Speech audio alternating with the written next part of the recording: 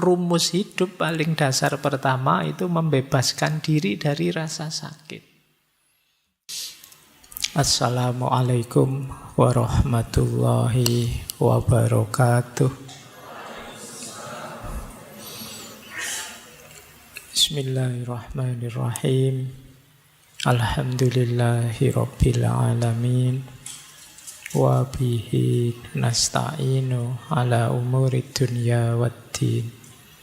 Allahumma sholli wa sallim wa barik ala habibina wa syafi'ina sayyidina wa maulana Muhammadin wa ala alihi wa ashabihi wa man tabi'ahum bi ihsanin ila yaumiddin. Amma ba'du. Baik, jadi kita membaca diri kita, mencoba menemukan yang banyak diidamkan orang, yaitu ketenangan hidup, ketenangan diri. Ada beberapa filosof yang kita bahas bulan ini. Semoga sedikit banyak bisa membantu kita ya, karena belakangan itu saya banyak sekali yang curhat galau, hidupnya tidak tenang, merasa panik ini, panik itu, cemas ini, cemas itu. Sudahlah, yuk sekalian saja ya kita ngaji bulan ini. Gimana sih caranya hidup tenang? Malam ini kita awali dari Yunani. Tokoh yang mungkin beberapa 2 atau 3 kali pernah kita bahas. Malam hari ini kita fokuskan ke bagian tertentu dari pikiran beliau, khususnya yang berhubungan dengan kesenangan dan ketenangan. Tokoh ini dikenal sebagai pelopor aliran Epikureanisme. Aliran ini pada zamannya saingan beratnya aliran Stoikisme yang teman-teman mengidolakan sekali belakangan ya. Ini pikiran-pikiran, aliran-aliran yang berhubungan dengan orang galau. Jadi yang ada masalah, ingin tenang, menemukan jalan hidup yang baik dan lain sebagainya. Ya meskipun nanti dalam persaingan itu, dalam tanda petik, harus diakui aliran Epikureanisme ini kalah karena beberapa gagasannya memang agak kontroversial, berbeda dengan aliran Stoik, khususnya tentang Tuhan, tentang religiusitas agama. Cuma Epikuros lebih realistis dalam pandangan-pandangannya tentang Tuhan, agama, termasuk tentang kematian. Tapi beliau juga punya gagasan-gagasan yang luar biasa. Orang sering menyebut aliran Epikureanisme ini aliran hedonisme kuno yang sifatnya lebih moderat. Hedonisme itu yang orang mendefinisikannya aliran yang hidup yang hanya ingin cari senang-senang saja. Tapi apa ya ndak boleh orang nyari senang, wong natural saja kan. Apa ada di sini yang ingin hidup, Pak saya ndak ingin senang, kan ndak ada. Kalau masih waras tetap ingin senang. Nah itu nanti dibahas panjang oleh Epicurus, seperti apa sih kesenangan hidup itu. Jadi beliau ini kelahiran sekitar 341 sebelum Masehi, nanti meninggalnya 270-an sebelum Masehi. Jadi ini termasuk para filosof klasik meskipun setelah eranya Plato, Aristoteles. Nanti ada beberapa yang unik dari gaya hidup beliau. Beliau nanti mendirikan pondok, kalau bahasa hari ini ya, semacam asrama pendidikan khusus yang namanya Kepos. Kepos itu artinya kebun. Nanti beliau dengan murid-muridnya memang merancang kalau miliknya Aristoteles, miliknya Plato Academia, Aristoteles Lyceum, itu kan memang mirip kampus, tapi yang dilakukan oleh Epikuros ini mirip pondok pesantren zaman sekarang ya. Jadi hidup bersama dengan santri-santrinya, kemudian mendidik secara langsung dan mencontohkan. Jadi ini kalau bahasa hari ini mungkin kiai besar pada zamannya. Cuma di Yunani ya bukan Islam. Makanya meskipun beliau tidak ada KH-nya, jadi jangan sampai nanti Kiai Haji Epikuros jadi lucu. Karena punya pesantren beliau. Baik, ada quote unik tentang Epikuros ini. Ini dari murid-muridnya. Life as though the eye of Epikuros were upon thee. Hiduplah seolah-olah mata Epikuros sedang mengamatimu. Ini murid-muridnya sangat mengagumkan gurunya. Jadi ayo kita hidup dengan baik seolah-olah guru kita ini senantiasa melihat kita. Dan ini kemudian jadi quote yang populer di Yunani saat itu, di Athena saat itu. Ini saya bayangkan kayak mungkin banyak di antara kita hari ini yang masang fotonya gurunya di rumah. Jadi biar hidupnya lebih terkendali kalau lihat gurunya, wah malu mau melakukan yang jelek-jelek kan gitu. Oke ya, kalau sekarang kan kalian fotonya tidak kalian pasang, cuma kalian minta selfie saja. Dan itu pun ya tidak jelas buat apa kalian bolak-balik minta selfie.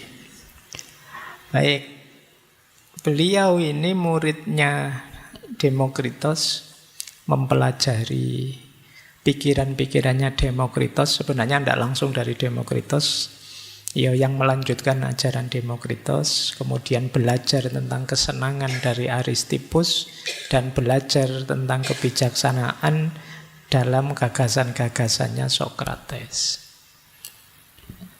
Beliau ini dikenal orang yang sangat sederhana hidupnya. Ini kalau bahasa kita mungkin beliau memang orang yang tirakatnya kuat. Beliau kalau makan hanya air sama sepotong roti kecil.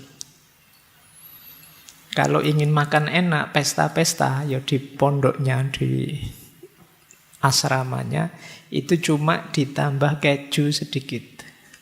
Nah itu sudah pesta, itu makan enak sudah. Jadi roti tambah keju sedikit, minumnya air putih. Toh begitu gagasan-gagasan beliau dikenal gagasan dalam tanda petik hedonistik, mengejar kesenangan hidup. Meskipun cara beliau mendefinisikan kesenangan itu mungkin beda dengan bayangan kita. Baik, beliau dikenal orang yang gembira, ceria. Jadi bisa dibayangkan ya, hidup tirakat, sangat sederhana, tapi tiap hari gembira. Itu tipe beliau. Bahkan sampai akhir hidup beliau, waktu mau meninggal, itu beliau meninggal itu karena sakit ginjal. Jadi beliau kesakitan, kalau kencing kesakitan. Jadi mungkin ada batu ginjal di saluran kencingnya, yang itu harusnya sangat sakit, tapi di beberapa surat terakhir pada sahabat-sahabatnya itu masih ceria. Jadi kalimat-kalimatnya itu masih kalimat yang gembira. Nah, itu tipenya Epikuros. Bahkan beliau sampai pernah mengalami diusir oleh warga masyarakatnya karena dianggap pikiran-pikirannya kontroversial. Itu pun beliau masih ceria. Itu. Jadi kalau kalian bisa seperti beliau, hidupmu bahagia. Bisa sederhana, tirakat tapi ceria. Ini kombinasi yang langka. Baik, kita mulai ya. Gimana sih tips-tips hidup tenang, bahagia menurut beliau? Kita awali dari sini. Ini tadi yang kita sebut asrama beliau, tempat beliau ngajar. Jadi beliau ini membeli tanah, terus dibikin semacam asrama yang di sekitarnya banyak sayurannya, kebun sayur. Jadi memang ini melayani dirinya sendiri. Kemudian beliau ini kalau manggil murid-muridnya bukan muridku atau anakku, tapi sahabat. Nah ini bandingkan kalau zaman Rasulullah kan juga memanggil orang-orang di sekitarnya bukan murid-muridku atau jamaahku, tidak begitu. Rasulullah tidak manggil jamaah, tidak begitu. Tapi beliau manggilnya sahabat. Jadi sahabatku, kawan karibku. Itu gaya Epikuros. Dan memang self-service. Jadi di asrama itu ya yang mampu mendukung yang kurang mampu. Dalam hal apa saja, termasuk dalam hal finansial. Kemudian keposnya, pondoknya itu mematok 4 prinsip. Yang pertama kesederhanaan, yang kedua kebersamaan dan persahabatan, yang ketiga belajar mandiri. Belajar mandiri ini khususnya mau berpikir sendiri, berkontemplasi, merenung sendiri tentang hidupnya sendiri. Dan yang keempat, menghindari keramaian yang kurang manfaat. Jadi memang gaya hidup beliau memang sederhana dan cenderung uzlah, menjauh dari keramaian. Karena bagi beliau dalam keramaian sering jadi sumber kegelisahan, sering jadi sumber masalah kita. Kayak kita yang santai-santai tiba-tiba terus buka. Sekarang kan keramaian itu kan tidak harus fisik. Buka medsos, berita apa, cerita apa. Akhirnya kan terus jadi galau. Coba tadi tidak buka, ya tidak ngerti apa-apa. Dan tidak tahu juga tidak apa-apa. Tapi karena kita tahu terus kita gelisah. Jadi kalau di rumusnya Epikuros ya, keramaian yang rumit, keramaian yang tidak kondusif itu sebenarnya mengganggu ketenangan hidup kita. Ada banyak hal yang sebenarnya kita tidak tahu juga tidak apa-apa. Karena terlanjur tahu, akhirnya gelisah. Jadi akhirnya kita pusing sendiri karena terlanjur tahu. Padahal tadi tidak tahu juga tidak masalah. Itu sering efek kalau kita sering bercampur dalam keramaian yang tidak terkontrol. Makanya beliau ya mungkin mirip seperti pondok pesantren, melarang santri-santrinya terjun langsung ke tengah masyarakat. Nanti ada cerita kalau di antara santri-santrinya ini ingin terjun ke politik misalnya, ya dia harus keluar dari keposnya. Nah, nanti kalau sudah jatuh gagal misalnya, boleh kembali lagi. Jadi kalau masih sukses, masih ya silakan di luar, jangan masuk. Tapi kalau sudah gagal, misalnya stres, sudah habis banyak, kok nggak jadi, ya balik ke pondok lagi, tidak apa-apa. Nah, kalian bolehlah, kalian itu boleh. Kalian bikin pondok nanti ya, pondok khusus yang gagal nyalon misalnya, itu mungkin pondokmu laris besok. Baik, jadi ini gambaran gaya hidup beliau. Ada prinsip hidup yang terkenal dari beliau, namanya late biosas. Hiduplah tersembunyi. Jadi hidup tersembunyi ini sumbernya banyak keutamaan, kata Epikuros. Jadi cara kita untuk tenang damai dalam hidup itu memang jangan terlalu banyak bercampur dalam kehidupan publik, kata Epikuros.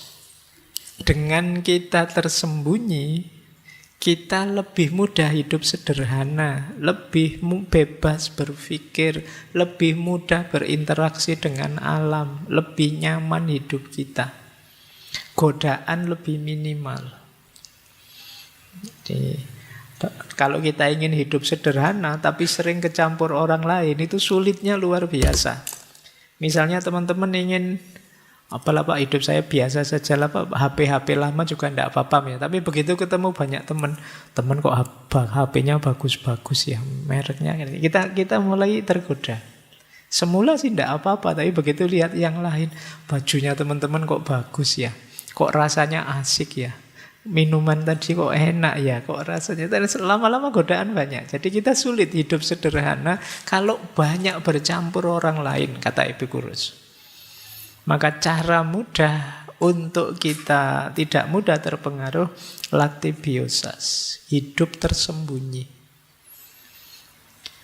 Kalau tidak terkenal gimana Pak? Kan banyak orang pengen terkenal. Bagi Epikurus justru terkenal itu ribet. Iya kan? Kalian dikenal banyak orang ya tambah repot. Saya sekarang sekali-sekali juga jadi repot. Bayangkan saya biasanya nongkrong di mie ayam mana, biasanya nongkrong di angkringan mana, sekarang harus mikir 2 kali. Begitu asik di angkringan, Pak Faiz ada di sini. Jadi kamu anggap enak, ndak enak. Kata Ibu, dan itu jadi terpengaruh kan. Dulu saya isi saja, saya pakai baju lah, pakai apalah, suka-suka saya. Sekarang mulai mikir, wah nanti jangan-jangan dianggap tidak pantas ini sama teman-teman, dianggap tidak cocok, tidak sopan. Saya sekarang bajunya mulai gini-gini. Dulu ngaji filsafat awal baju biasa saja, lengan pendek dari kantor, santai saja. Sekarang mulai mikir, karena kalian lihat saya, karena kalian nanti mesti minta foto-foto, minta selfie. Nggak enak saya kalau pakai baju asal-asalan. Itu ribetnya hidup yang terlalu sering bercampur. Maka prinsip basicnya dari Epikuros itu latebiosas. Hiduplah tersembunyi, lebih bebas, lebih nyaman. Itu gambaran ya hidup. Jadi beliau ini tidak cuma berteori. Bagi beliau eman sekali kalau filsafat itu hanya berhenti di teori. Jadi pelajaran ini beberapa quote dari beliau tentang filsafat itu menarik. Kata beliau, jangan seorang pun menunda belajar filsafat saat masih muda atau bosan mempelajarinya saat sudah tua. Karena filsafat itu penting. Karena beliau yang ngerti benar pentingnya filsafat. Karena arahnya untuk hidup bijaksana. Dan bijaksana itu poin paling krusial untuk kita hidup tenang. Maka jangan menunda belajar filsafat. Dilanjutkan oleh beliau, dia yang mengatakan bahwa waktu untuk berfilsafat belum tiba atau sudah lewat, itu seperti orang yang mengatakan bahwa waktu untuk bahagia belum tiba atau sudah lewat. Jadi kalau kalian bilang, besok sajalah Pak filsafatannya, ini masih muda, seneng-seneng dulu. Itu sama kayak kalian bilang, besok saja bahagianya. Kenapa begitu? Nanti dijelaskan oleh Epikuros. Bahagia itu kan modal utamanya akal kita, rasio kita. Hidup bahagia itu diawali dengan berpikir, mendayagunakan akal budi kita. Tidak mungkin kita bisa bahagia tanpa menggunakan akal kita. Maka orang yang menunda berpikir sama dengan dia menunda bahagia. Orang yang nanti saja mikirnya, ya sama saja dia bilang nanti saja bahagianya. Maka belajar filsafat kalau bagi Epikuros ya haruslah. Cuma beliau juga mengkritik orang-orang filsafat yang kurang praktis. Pikirannya terlalu melangit, mengawang-awang. Makanya beliau mengkritik alangkah sia-sianya argumen para filosof yang tidak meringankan penderitaan manusia. Iya, kita harus menggunakan akal kita, rasio kita, pikiran kita, cuma yang produktif. Jadi jangan mikir yang tidak ada gunanya, yang terlalu mengawang-awang atau terlalu khayal yang tidak nyambung dengan kenyataan hidup sehari-hari. Yo kalau bisa setiap kali kita berpikir ada solusi dari salah satu masalah kita. Setiap kali kita berpikir jalan keluar kelihatan. Setiap kali kita berpikir ada terang dari masalah kita. Nah, ini yang disebut berpikir yang produktif. Tidak sekedar main akal. Mungkin beliau ngeritik zaman itu ada beberapa seperti kaum sofis yang menggunakan akal sih, tapi jenisnya akal-akalan. Beda ya, menggunakan akal dengan akal-akalan itu kan beda. Jadi akalnya dipakai untuk main-main logik yang kurang produktif sebenarnya. Ya memang mungkin kalau debat sih menang, kalau diskusi sih mesti unggul, tapi manfaatnya untuk masyarakat kecil. Nah ini yang oleh Epicurus mau dihindari yang begitu eman-eman loh, energi kita yang kita peras untuk berpikir, kita peras untuk menalar, ternyata hanya untuk main-main saja. Jadi ini pelajaran filsafat dari pondoknya Epicurus. Ada banyak gagasan-gagasan beliau, ya teman-teman silahkan kembali ke kajian-kajian sebelumnya. Beberapa kita pertajam malam hari ini, khususnya yang berhubungan dengan ketenangan hidup. Baik, kita lanjut ya. Kita mulai. Jadi dasar pikirannya Epicurus tentang ketenangan hidup itu adalah dua keadaan utama. Yang satu namanya aponia, yang kedua namanya ataraksia. Kita belajar dulu yang pertama. Keadaan utama yang pertama namanya aponia. Aponia itu artinya bebas dari rasa sakit. Orang hidup itu pertama-tama menghindari rasa sakit. Baru kemudian mencari rasa enak, rasa nyaman. Ini dasar pertama sudah. Kalau masih ada sakitnya, tidak bisa kita tiba-tiba mencari enak. Jadi sembuhkan dulu sakitnya. Maka dalam hidup, rumus hidup paling dasar pertama itu membebaskan diri dari rasa sakit. Apa yang harus kita lakukan untuk bebas dari rasa sakit? Dan kalau di Epicurus yang dimaksud rasa sakit ini sakit fisik. Jadi makanya beliau ini agak mirip Aristoteles dalam aspek realistik materialisnya. Jadi bukan sakit-sakit yang dalam, tapi sakit fisik. Kalau jasmani kita sehat, untuk selanjutnya ngurusi batin, ngurusi apa saja lebih simpel. Tapi kalau jasmani kita sakit, susah sudah.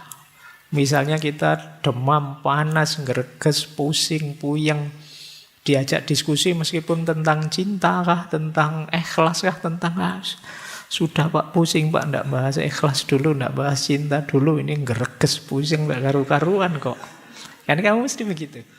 Ini yang disebut prinsip aponia, maka awalnya tetap harus bebas dari rasa sakit. Jangan kalian sepelekan kesehatan tubuhmu.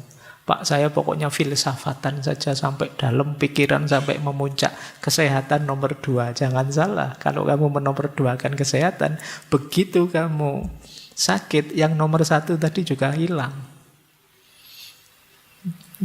Makanya dulu pernah ada pepatah itu, dalam tubuh yang sehat terdapat jiwa yang sehat. Kalian kan kadang komplain, yo kan kebalik Pak, jiwa dulu baru tubuh sehat. Tapi memang kalau kita sedang sakit, mau apa juga ndak jalan. Mbok perutmu mules, meskipun kamu ketemu idolamu yang seperti siapa, apa artis, apa sopo, ya tetap kamu akan menyelesaikan mulesmu dulu. Itu pentingnya aponia ini. Jadi kalau ingin hidup tenang, bahagia, dasar pertama harus kita ingat, bebas dari rasa sakit. Gimana caranya? Yang pertama, penuhi kebutuhan dasar. Ya kebutuhan dasar primer ya, yang sering disebut orang itu misalnya makan, minum, termasuk kalau sudah waktunya seks. Ini basic. Jadi makanya kenapa kok kalian sering galau, jangan-jangan ya kalian sudah waktunya. Sudah waktunya tapi fungsinya belum jalan, itu kan membuat puyeng hidupmu, stres. Jadi bereskan itu, tapi di jalan yang baik ya, yang resmi, yang formal. Seperti kalau kalian lapar itu loh. Begitu kalian lapar, sudah apa sih yang bisa konsentrasi? Tidak bisa, mau apa-apa tidak nyaman, wong lapar. Penuhi kebutuhan dasar. Juga jangan berlebihan. Itu nomor 2. Pengendalian keinginan yang berlebihan. Kenapa? Karena kalau berlebihan, ya mungkin memenuhi, tapi ketika berlebihan jadi masalah baru. Jadi penyakit baru. Jadi kurang itu penyakit, lebih juga penyakit. Makan itu kebutuhan, penuhi makan. Kalau sudah kenyang ya sudah, berhenti. Kalau kita tambah lagi, Pak ini kan kebutuhan, kamu makan lagi, sakit tetap. Seenak-enaknya makanan ya piring pertama nyaman, piring kedua lumayan, meskipun tinggal setengah nikmatnya. Piring ketiga kamu mulai berjuang, piring keempat kamu sudah hampir muntah itu sudah. Padahal itu mungkin makanan enak yang kamu senangi. Tapi kenapa jadi masalah? Karena berlebihan. Jadi penuhi kebutuhan dasar dan jangan berlebihan. Yang ketiga, hindari hal-hal yang merusak tubuh, apapun itu. Saya beberapa kali ngaji tema ini, selalu kemudian pertanyaannya, berarti merokok tidak boleh ya Pak? Mesti gitu. Pikirannya selalu ke situ. Ya terserah lah, kamu mikir sendiri, sudah besar kok. Jadi sudah ngerti mana yang baik. Pokoknya intinya hindari hal-hal yang menurutmu merusak kesehatanmu, merusak tubuhmu. Ya sekarang teori-teori, konsep-konsep tentang kesehatan kan banyak. Jalankan sesuai yang kamu yakini. Jadi yang merusak-merusak dihindari.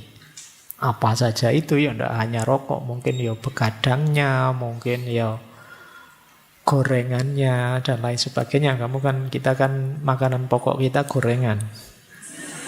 Kalau tidak ada gorengan kita tidak enak makannya. Nah, kita sendiri yang tahu. Dan menghindari yang merusak tubuh itu berhubungan dengan menyadari keterbatasan tubuh kita. Ini rumus pokoknya di situ. Mungkin saja di antara kalian ada yang bilang, Pak, saya itu kuat, Pak. Kalau sekedar rokok saja tidak mungkinlah merusak kesehatan saya. Ya monggo saja. Kalian yang tahu limitnya, batasnya dirimu. Jadi maka ini yang tadi saya sebut, membaca ayat-ayat nafsiyah, membaca diri kita. Sejauh mana ketahanannya, sejauh mana kekuatannya. Baik, jadi ini basic ya, namanya apunia. Kalau ingin hidup tenang, ya rumus pertama sebenarnya menghindar dari rasa sakit. Berarti rumus pertama hidup tenang itu sehat. Kalau kalian tidak sehat, ya tidak mungkin tenang. Mau tenang gimana, wong pusing. Mau tenang gimana, wong mules. Mau tenang gimana, wong kita ngereges dan lain sebagainya.